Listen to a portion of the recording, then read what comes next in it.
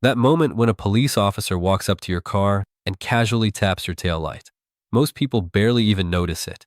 It feels routine, harmless, almost like muscle memory. But what if I told you that tiny tap just triggered something that could shape everything that happens next? And more importantly, everything that happens later in court?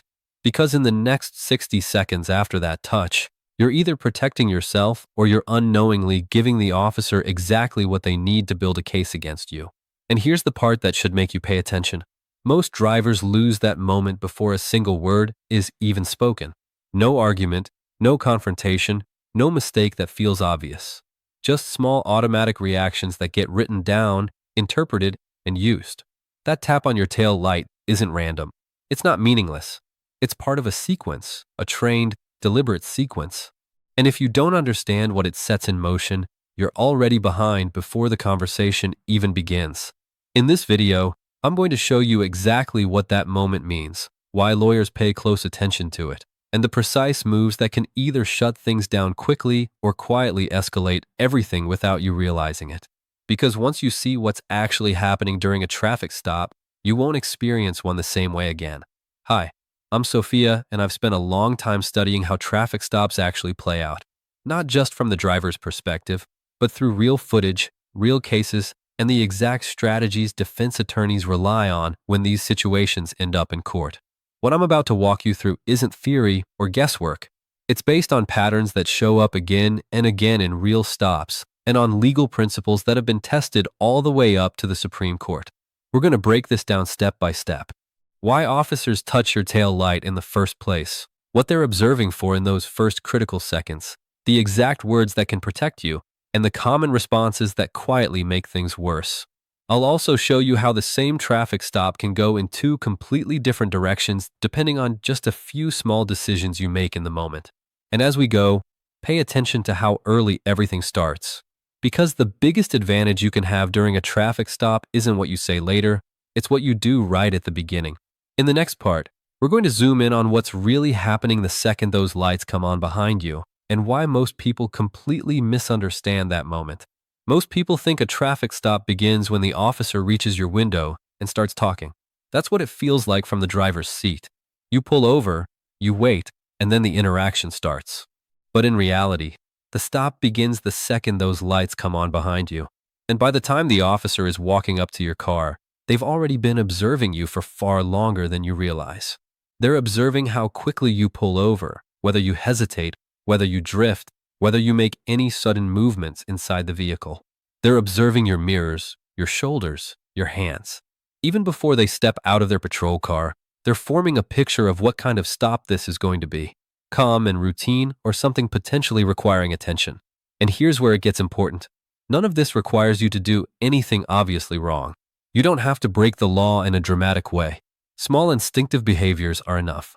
Reaching across the seat, digging into a bag, leaning down out of view for a second. Those tiny movements can get noted, remembered, and later written into a report in a way that sounds far more serious than it felt in the moment. By the time the officer is approaching your vehicle, they're not just walking up. They're confirming or adjusting the assumptions they've already started building.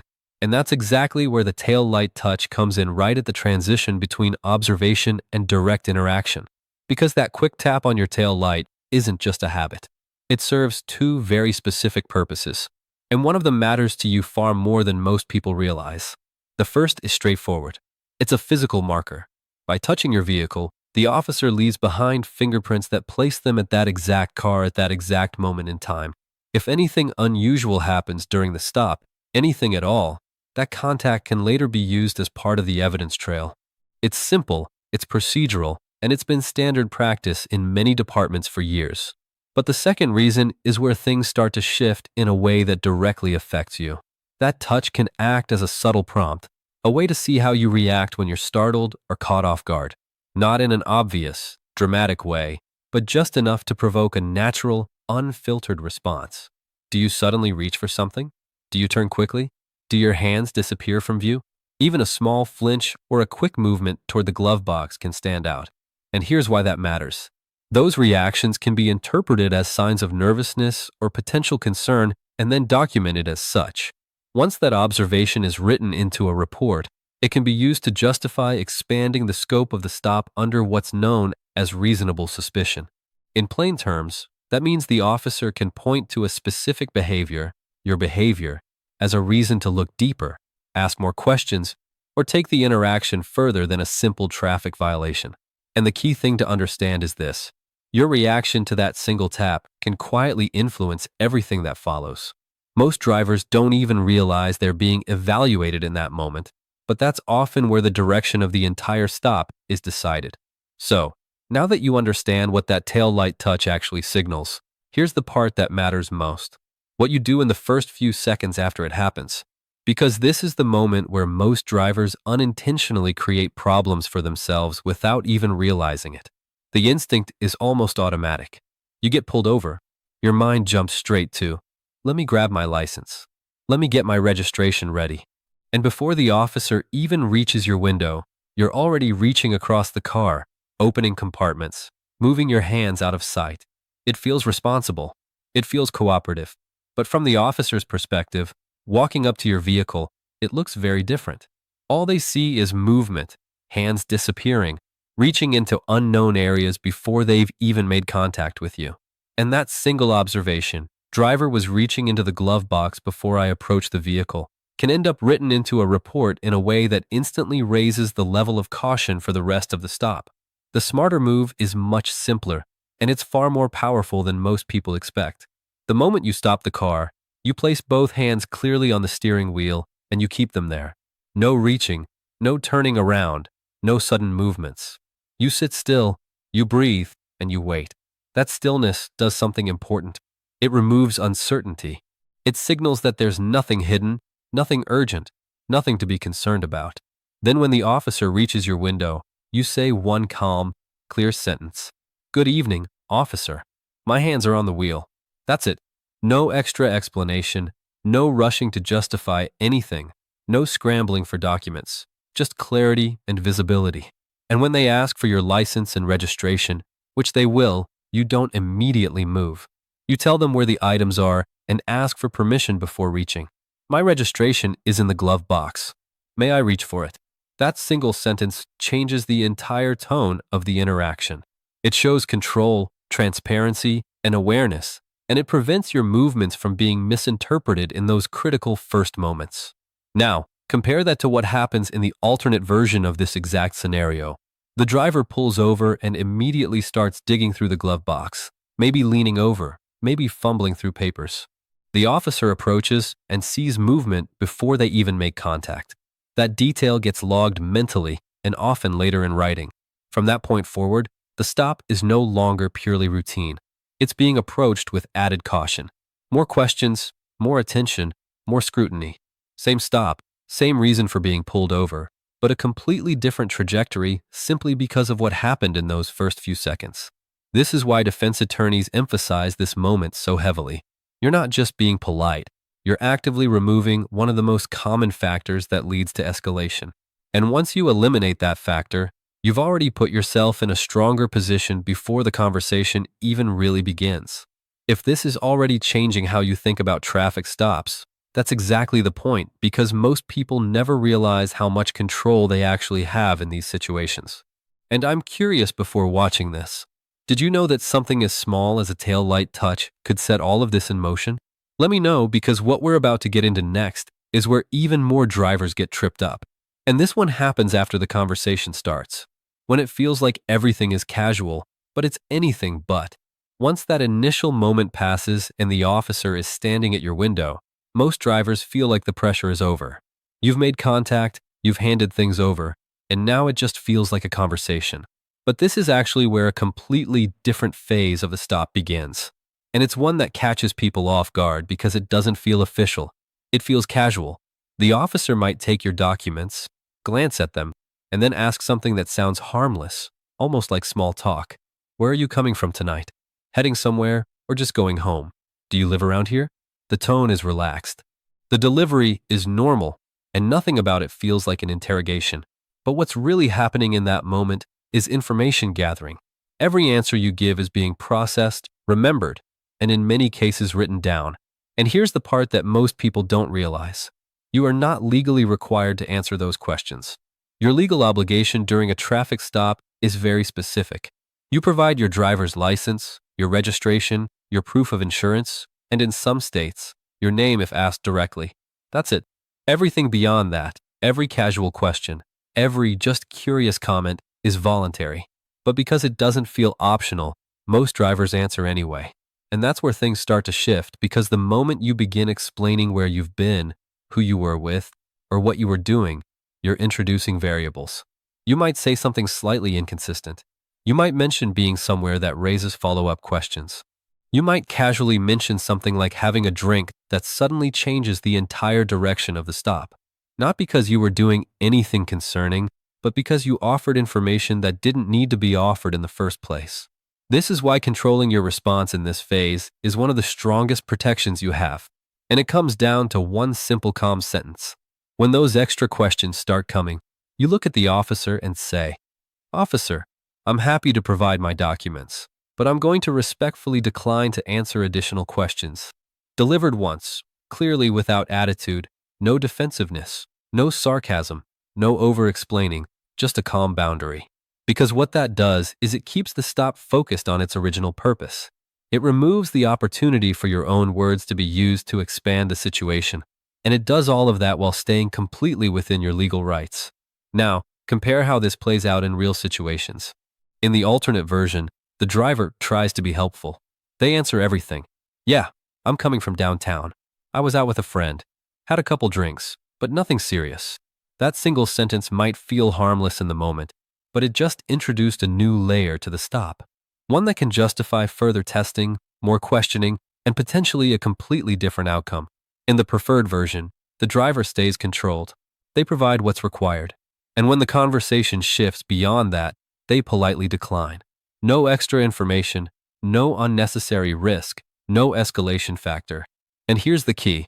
This isn't about being difficult or uncooperative.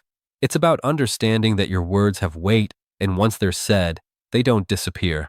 Legally, this protection is rooted in your Fifth Amendment right to remain silent. And courts have made it clear that this right doesn't suddenly appear after an arrest. It exists during the interaction itself. That means you don't have to wait until things get serious to start being careful about what you say. You can control that from the very beginning. And when you do, the difference is measurable. Stops tend to stay shorter. They stay focused. And they're far less likely to turn into something more than what they were supposed to be. But there's one more turning point that matters even more than this. And it happens right when it feels like the stop is about to end. Right when it feels like everything is wrapping up. That's the moment you need to pay the closest attention. The officer goes back to their vehicle, runs your information, and then walks back toward you. In your mind, you're already halfway out of the situation. You're expecting your documents back, maybe a warning or a ticket, and then you're on your way. But this is the exact point where many routine stops quietly shift into something much more serious. And most drivers don't even notice the transition happening because the officer often comes back in a completely different tone, more relaxed, sometimes even friendlier than before. They hand you your license and registration, and then almost seamlessly, they ask something like, "So, you don't have anything in the car I should know about, right?" Or, "No weapons or illegal items in the vehicle." It sounds like a closing question. It feels like part of wrapping things up, but it's not. That question is the doorway into a search. It's designed to feel casual so that your guard is down right when it matters most. And this is where a lot of people make a decision that they can't take back. They respond quickly, trying to be agreeable, trying to show they have nothing to hide. No, nothing at all. You can check if you want. And right there, without realizing it, they've just given legal consent to search the vehicle.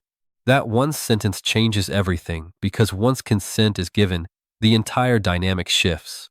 The officer no longer needs additional justification. The search becomes lawful based on your permission alone. And anything found during that search, regardless of how small or unrelated, can now be used. What felt like cooperation in the moment becomes the very thing that opens the door to a deeper investigation. And the most important part is this. You didn't have to say yes. You weren't required to say yes, but in the moment, it didn't feel like a real choice. This is why what you say right here matters more than almost anything else in the entire stop. Instead of answering that question directly, Instead of getting pulled into that transition, you take control of the moment with one simple line. Thank you, officer. Am I free to go? Calm, neutral, and direct. That question does something powerful. It forces clarity. It requires the officer to make a decision. Either the stop is over or it isn't. There's no in between, no vague extension disguised as conversation. If the officer says yes, the interaction is complete and you leave. No extra questions, no search, no unnecessary risk. But if the officer says no, now you know something important. You are being detained beyond the original purpose of the stop. And at that point, you respond with another clear statement. Officer, I do not consent to any searches. And then you stop talking. No explanations, no arguments, no added commentary, just a clear boundary. This approach is grounded in how the law defines the limits of a traffic stop. Once the original purpose, like issuing a ticket or warning, is complete, the officer can't extend the stop without a valid independent reason. And your question, am I free to go, brings that issue to the surface immediately. It prevents the stop from drifting into an open-ended investigation without you even realizing it's happening. When used consistently, this one question alone has been the difference between a quick routine stop and a prolonged encounter that leads somewhere much more serious. And by the time most people realize what's happening, that window to control it has already closed. If you've been following everything up to this point, you're already operating at a completely different level than most drivers on the road. Because the truth is, the majority of people never think about any of this until after something goes wrong. They replay the stop in their head later, realizing what they said, what they agreed to, what they didn't understand in the moment, but you're seeing it in real time before it happens. And that's where the advantage is. In fact, if you're still with me right now, just drop a quick taillight ready in the comments. Not for me, for you. It's a simple way to lock this in mentally because what we're about to cover next is the piece that ties everything together. And almost nobody does it even though it might be the most important step after the stop is over. Because once you drive away, most people treat it like it's done. The stress fades, the moment passes, and they move on with their day. But from a legal standpoint, that's actually when one of your strongest opportunities begins. Documentation. And not days later, not when something shows up in the mail, not when you're trying to remember what happened weeks after the fact, but immediately. Because memory is unreliable, especially after a stressful interaction. Small details disappear fast. The exact wording of a question, the order of events, whether something was said before or after something else, all of that starts to blur within hours. Meanwhile, the officer is trained to write a report, often the same day, while everything is still fresh. That report becomes the official version of events. So, here's what you do to balance that. As soon as the stop ends and you're somewhere safe, whether that's pulled over again briefly or when you get home, you create your own record. The easiest way to do this is with your phone. Start a voice memo and begin with a simple line. This is a record of a traffic stop on today's date. And then you walk through everything you remember while it's still clear. The time, the location, why you were pulled over, what the officer said, what you said, whether they asked to search, whether you declined, whether they touched your vehicle and where, whether there were multiple officers, whether a canine was present, everything. You're not trying to sound perfect. You're trying to be accurate and immediate. Now, think about how this plays out later if something comes up. In the alternate scenario, a driver gets a notice or ends up in court weeks later and tries to recall what happened. Details are fuzzy. The sequence is unclear, and the only solid version of events on record is the officer's report. In the preferred scenario, the driver has a time-stamped account recorded minutes after the stop, capturing details that would otherwise be lost. That kind of documentation can be incredibly valuable. It gives an attorney something concrete to work with. It can highlight inconsistencies. It can support your version of events in a way that memory alone simply can't. And according to legal professionals, notes made immediately after an incident, what's called contemporaneous documentation, carry significantly more weight than recollections made much later. When you combine this step with everything you've already learned, your controlled behavior at the beginning, your measured responses during the stop, your clear boundary at the end, you're not just reacting anymore. You're building a complete, consistent record from start to finish. And that's something very few drivers ever think to do. But once you understand it, It becomes one of the simplest and most effective ways to protect yourself long after the stop itself is over. Now, let's put all of this together in a way that makes it stick. Because the difference between knowing these steps and actually applying them comes down to seeing how they play out in a real situation. Imagine you're driving home late at night. It's quiet, not much traffic, and then suddenly you see flashing lights in your rearview mirror. You pull over safely. Your heart rate picks up a little. That's normal. But what you do next is where everything starts to separate. In one version of this scenario, the driver reacts on instinct. The car stops, and immediately they lean over, open the glove box, start searching for registration, maybe shifting things around, maybe even checking their phone quickly. By the time the officer is walking up, they've already seen movement, hands disappearing, activity inside the vehicle before any contact was made. Then comes the taillight tap. The driver startles slightly, maybe turns to look back, maybe keeps moving. The officer reaches the window, asks for documents, and the driver hands them over while continuing to talk, explaining where they're coming from, offering details that weren't asked for, trying to appear cooperative. The officer walks back, returns a few minutes later, and casually asks, "You don't have anything in the car I should know about, right?" The driver, wanting to seem helpful, responds quickly, "No, nothing. You can check if you want." And just like that, the situation changes. The stop stretches longer. A search begins. What started as a simple pullover turns into a 30, 40-minute encounter, all driven by small decisions that felt harmless in the moment. Now take that exact same situation, but this time the driver knows what you know. The lights come on. They pull over calmly, turn off the music, and place both hands visibly on the wheel. They don't reach for anything. They don't rush. The officer approaches, taps the tail light, and nothing changes inside the vehicle. No sudden movement, no reaction that can be misinterpreted. The officer gets to the window, and the driver says calmly, "Good evening, officer. My hands are on the wheel." When asked for documents, the driver responds, "My registration is in the glove box. May I reach for it?" Slow, clear, controlled. The officer takes the documents and walks away. A few minutes later, they return and ask, "Where are you headed tonight?" The driver stays composed. "Officer, I'm going to respectfully decline to answer additional questions." No tension, no attitude, just clarity. Then comes the transition question. "Anything in the car I should know about?" And instead of answering directly, the driver says, "Thank you, officer. Am I free to go?" The officer pauses, then says, "Yes." And just like that, it's over. No search, no escalation, no unnecessary risk. Same road, same time, same reason for being pulled over, but two completely different outcomes based entirely on awareness and control. That contrast is the entire point of this video. It's not about being perfect. It's not about turning a traffic stop into a confrontation.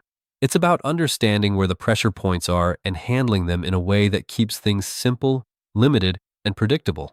Because once you recognize those moments, the tail light touch, the casual questions, the search transition, you stop reacting automatically and start responding intentionally. And that alone changes everything. And there's one more situation that takes this to an even higher level because it's where a huge number of drivers get caught off guard.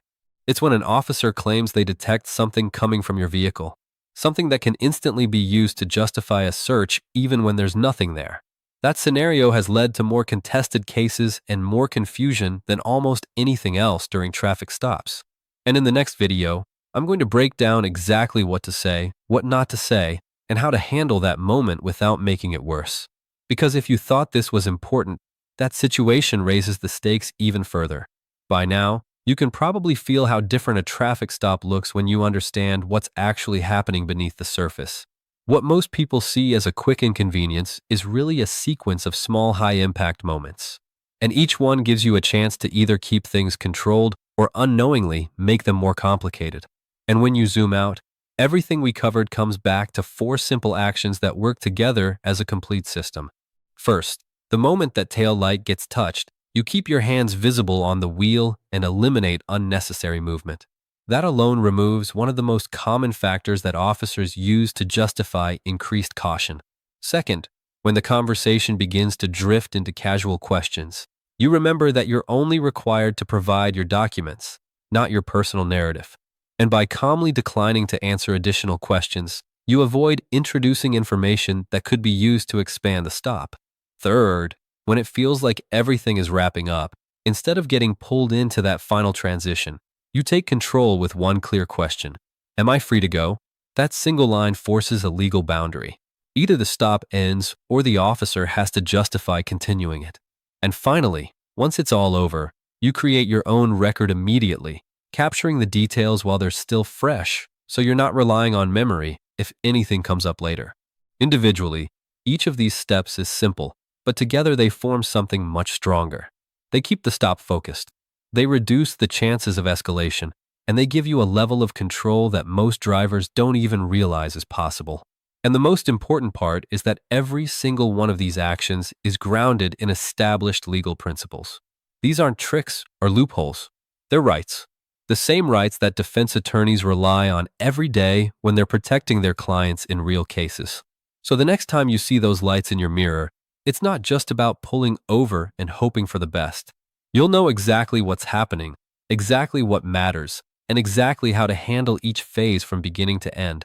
And that awareness alone can completely change the outcome of the interaction. Make sure you're subscribed and have notifications turned on, because the next breakdown, what to do when an officer claims they detect something coming from your car, is one of the most important scenarios you can understand, and it's where a lot of people get caught off guard. If this shifted how you think about traffic stops even a little, hit the like button so more people can see it, and drop a comment telling me which of these 4 steps surprised you the most. Stay aware, stay controlled, and most importantly, stay safe out there.